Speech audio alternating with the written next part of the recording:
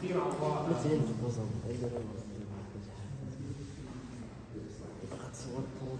Puis envoie un list writer. Donc, par exemple, pour écrire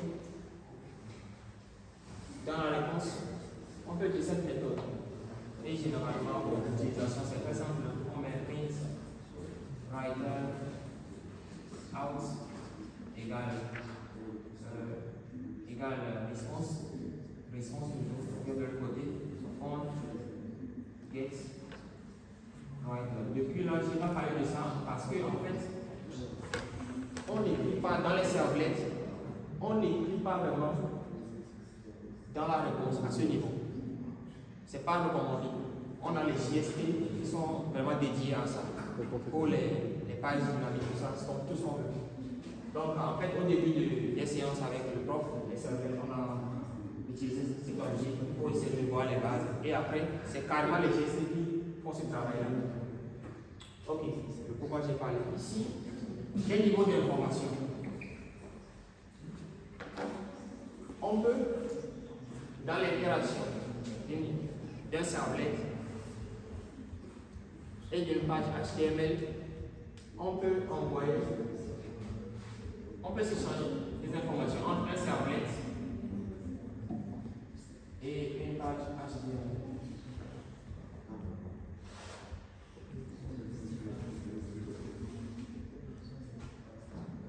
Ce que ça veut dire, c'est que on peut être en train de manipuler un objet au niveau du servlet, envoyer cet objet vers le fichier HTML pour pouvoir le manipuler. Par exemple, pour afficher un attribut de l'objet. Maintenant, comment circule l'information d'un JSP, d'un servlet plutôt, vers le HTML? Ou bien dans l'application en général, il y a 3 niveaux d'information. Il y a, je vais mettre ça ici, niveau d'information. Scope. Il y a le request.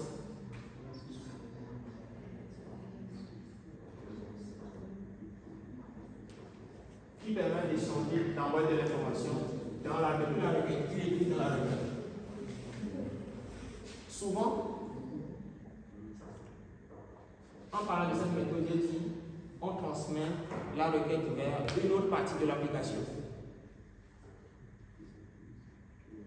Son intérêt se fait voir quand on veut partager, par exemple, des attributs.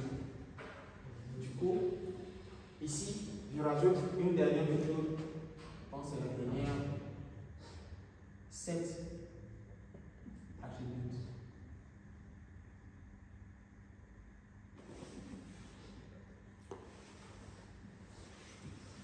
Qui prend clé valeur.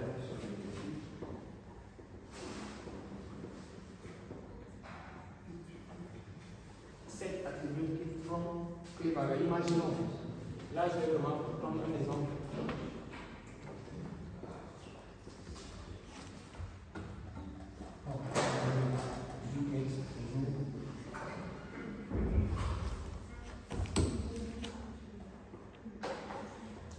Imaginons par exemple que j'ai un objet, chef de caractère, string, je sais pas,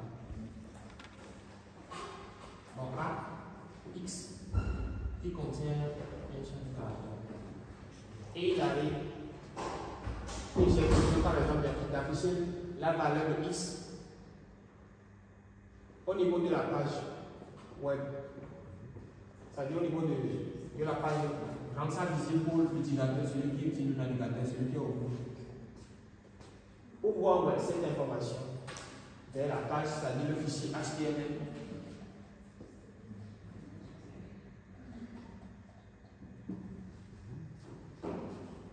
il faut écrire, on écrit l'information dans la requête. Je peux faire par exemple quelque chose comme ça, request on set attribute.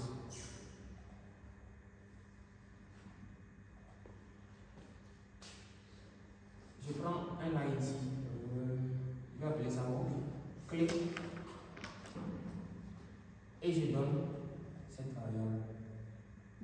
C'est la logique de l'autre côté, on a cet attribut, on prend clé et variable. Maintenant, dans le fichier HTML, je vais faire quelque chose comme ça. Dans DoGet ou dans DoPost? Dans DoGet ou bien dans DoPost. N'importe les deux. On peut le faire dans les deux. On peut le faire dans les deux. Dans le fichier HTML, bon, HTML c'est comme ça, quelque chose comme ça, HTML, bon, on est dans le papier.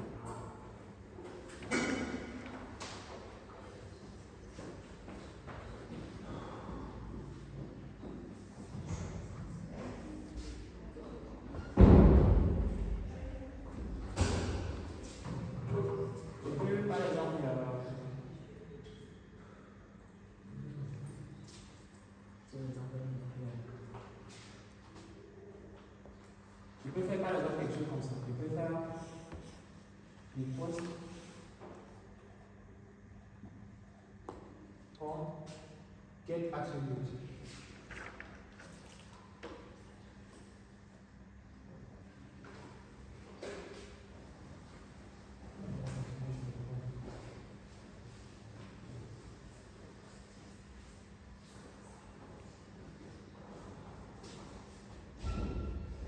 Pourquoi j'ai l'impression que je me trompe?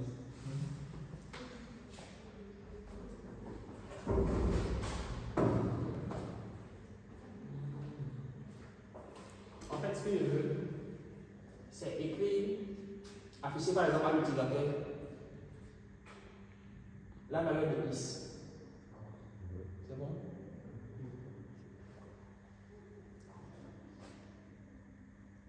Avec un JSP, je manipule facilement.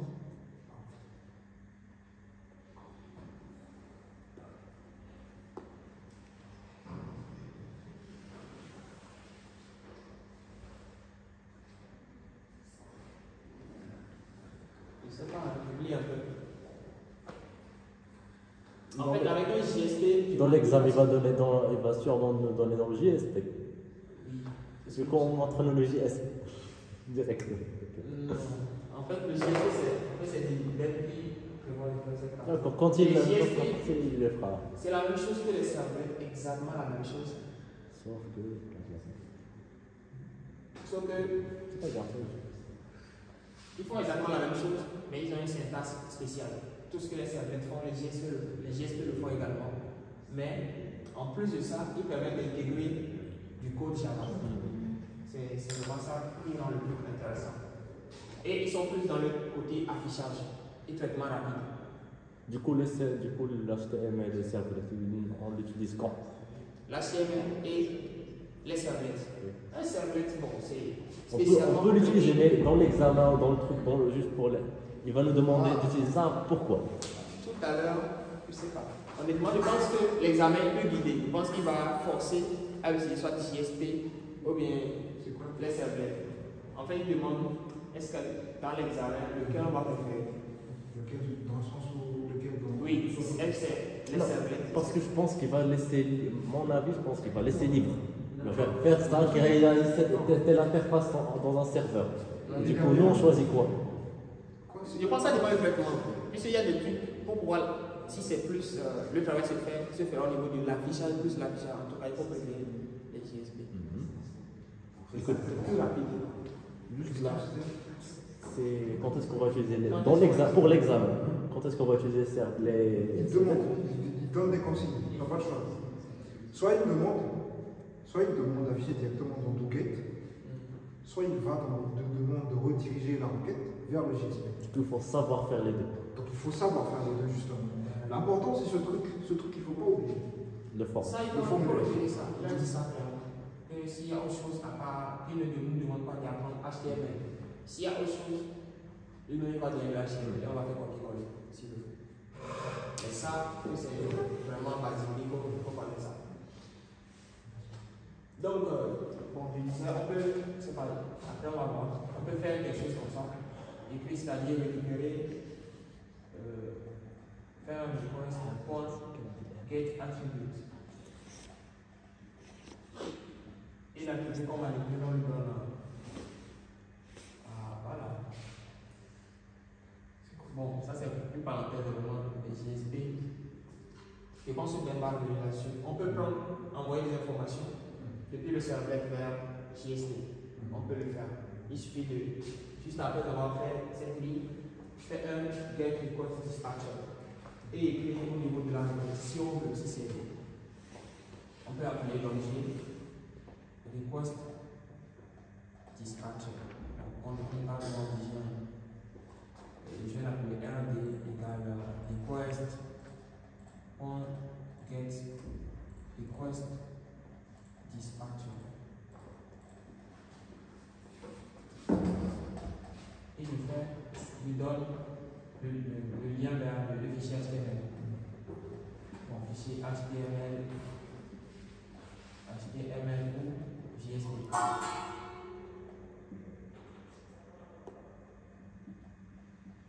Le forward. Et je redonne la requête et réponse telle quelle.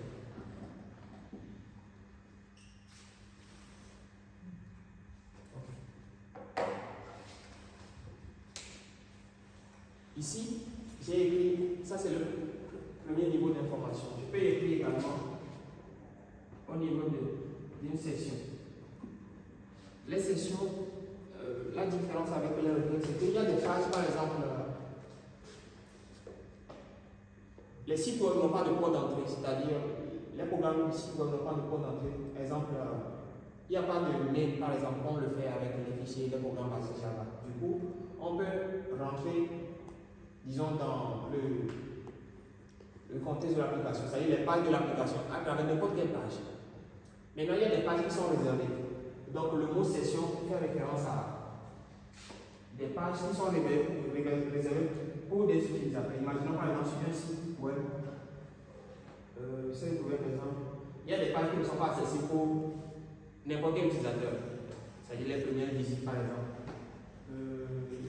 Voilà, un dashboard par exemple. Par exemple, si je prends le site d'une banque par exemple, on a certainement quelque part le numéro de compte et le solde. On a au niveau du compte. S'il arrive qu'on visite pour la première fois le site de Atijari par exemple, on ne peut pas avoir cette partie-là. Parce que c'est une page réservée tout simplement. Donc c'est réservé au niveau de la session. Maintenant, il peut arriver qu'on échange des informations au niveau de la session. Donc spécialement, c'est la même démarche exactement, sauf que cet attribut-là, il faut l'écrire au niveau de la session. Pour l'écrire au niveau de la session, on récupère la session d'abord.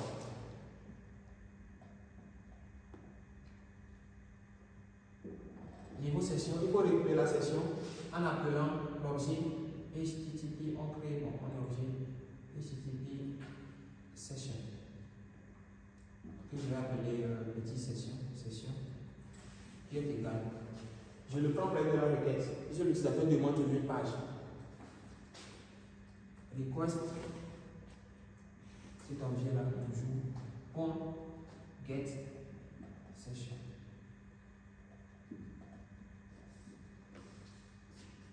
Maintenant, cet objet, maintenant j'écris.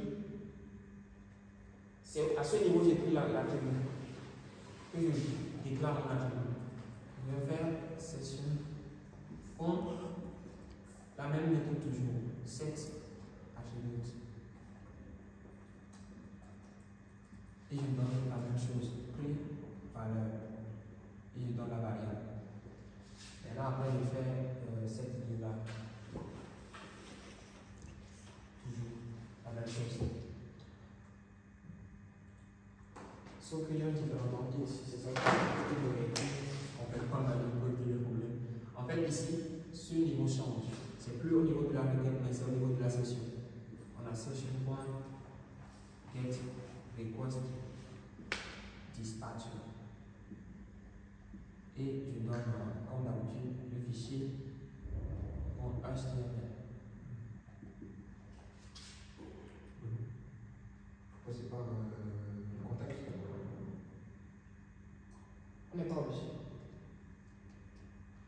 Troisième niveau, là il y a dans les adéquats. Il y a le niveau contexte. Bon, application. Ici, c'est une information accessible à tous les serveurs de l'application. Et ça, c'est la même chose qu'ici, exactement la même chose, sauf qu'à ce niveau, on n'écrit pas dans la requête, mais au niveau du contexte, comme ceci. Niveau contexte, application ou application.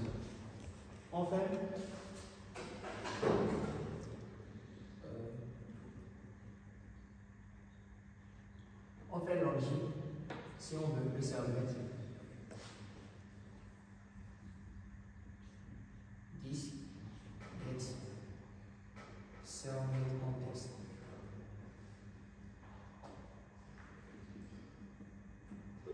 Donc, je récupère le contexte d'abord. Puis, on peut faire également la même chose ici, comme on a fait ici. Bon, je vais plutôt faire ça en créant un objet HTTP servlet contexte, comme ceci.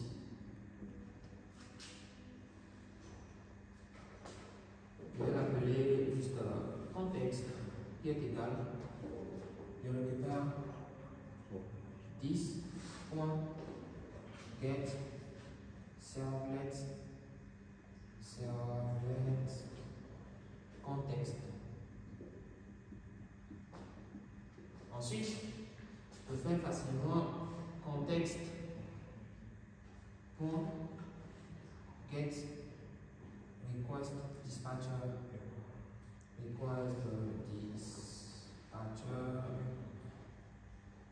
parenthèse, je fais toujours notre fichier HTML. Ok, donc voilà les trois niveaux. Pour les récupérer, c'est la même chose exactement. Pour les récupérer, il suffit de faire appel à un objet de type, par exemple, si c'est niveau request, ça directement, on le récupère. Puisque les JSP, voilà, ils connaissent l'objet. Pas besoin de rappeler l'objet. Pour le contexte, exactement la même chose. Tu peux faire directement. Bon, je pense que je vais faire get. Pour récupérer à ce niveau, tu fais request get attribute et tu donnes la clé. C'est vraiment la clé. Si c'est niveau session, tu fais session.get attribute et tu donnes la clé. Si c'est celui-ci, tu fais get. Bon, dans les servlets, ce sont plutôt les JSP, ce sont également des servlets. Donc tu fais 10 get servlet contexte.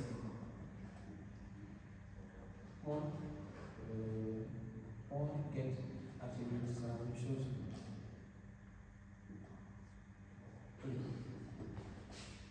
Et on manipule l'objet au niveau des fichiers JSP comme on veut. Même si c'est une requête envoyée vers le servlet, on fait exactement la même chose. Request, session, et voilà. Il faut connaître toutes ces méthodes. Oui, bon, c'est bien un schéma. Get attribute, bon, c'est la même chose partout. Sauf ici où il faut faire appel à servlet contexte. C'est la même logique, il y a une logique. Bon, ici par exemple, le code dispatcher, c'est lui-même qui se répète, c'est la même chose exactement, il ne change pas. C'est juste ici qui change. Ici, il faut faire attention au request, session et servlet contexte. Après, ah, bien sûr, il y a ça. C'est une erreur. Merci, il y a ça, il y a ça. Il y a le call, response, tout ça, il y a tout ça. Get, dispatcher, il y a le for, response, request, response. Ok. Voilà. Quoi d'autre?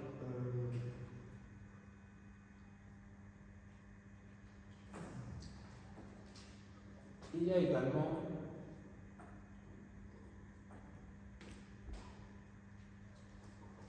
le web XML. Bon, est-ce qu'il peut demander ça à l'examen? Je ne sais pas. Le contenu du web XML. Le web XML, en fait, là-bas, oui, il peut demander ça. Surtout un fichier. Non, l'examen de l'année dernière, c'était ça. Bon, le web XML, c'est un fichier XML. Un fichier XML, c'est un fichier qui a des syntaxes avec les balises, comme on le fait en HTML, c'est des cas particuliers. On a sur les balises équivalentes. Je pense que, en gros, honnêtement, je passe en tête des trucs bizarres et on a XML comme ça. On a, dans le web XML, j'essaie de me rappeler, il y a une partie, il y a une balise web app qui englobe tout. Et ici, il y a des liens, ça, on fait un web app. Je pense que le plus important de ce qui se passe ici, si on déclare un servlet, il faut le mentionner ici. Il y a deux balises importantes. Il y a servlet, comme ça, balise couvrante et balise fermante, servlet.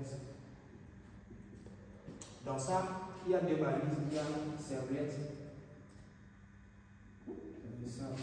name. Ici c'est le nom du servlet.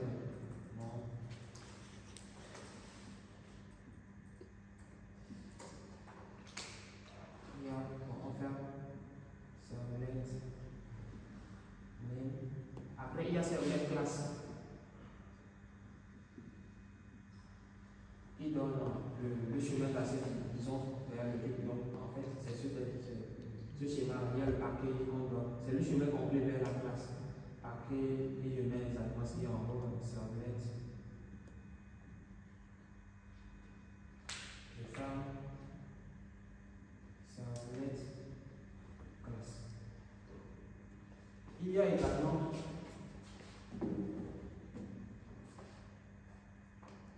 servlet mapping.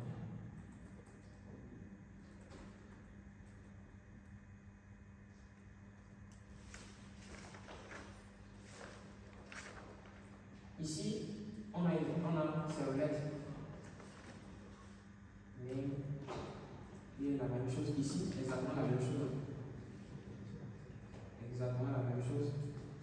Il y a servlet URL pattern, avec le PNL comme ça, et on donne le lien.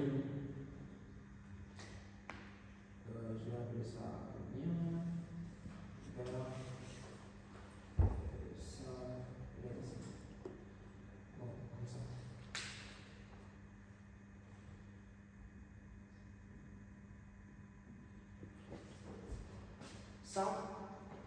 Ça va de pair. Si on déclare le serveur au niveau du web XML, il doit avoir tout ça jusqu'ici. Il faut avoir tout ça. C'est pas l'un sans l'autre. Il faut avoir tout ça. Donc ici on donne sur le nom, le paquet, le chemin d'accès complet. Ici c'est l'URL. En fait, les servlets